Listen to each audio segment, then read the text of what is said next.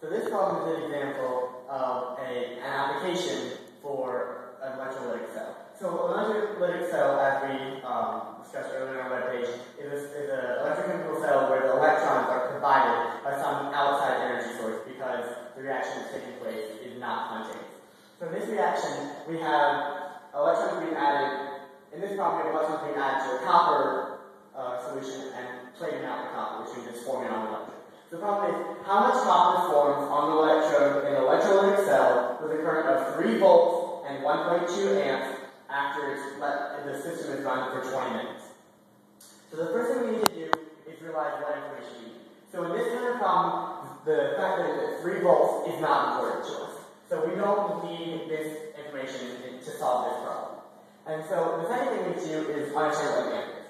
So an amp is like the frequency of the current. So it's like so an amp is equal to coulombs per second. The coulomb is a unit of energy provided into the system. So this is 1.2 amps. So this is 1.2 coulombs per second. So we'll use that as a conversion factor. So the first thing we want to do, so what we want to figure out is how many grams equals this running for 20 minutes.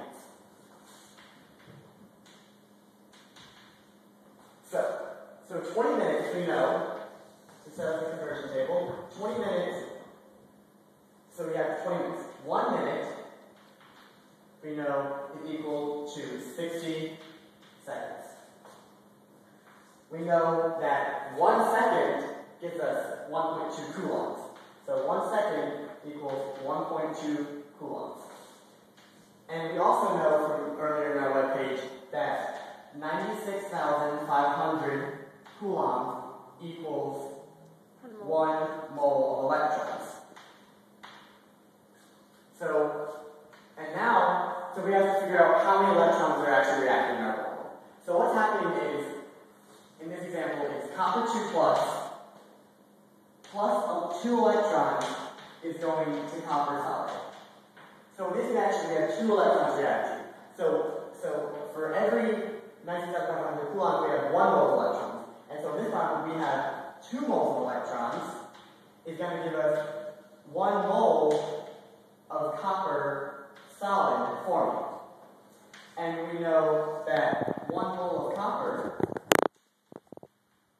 is equal to 63.55 grams of copper solid. So then all you have to do is multiply at the top and divide by the bottom, and our final result is that 0.47 grams of copper solid are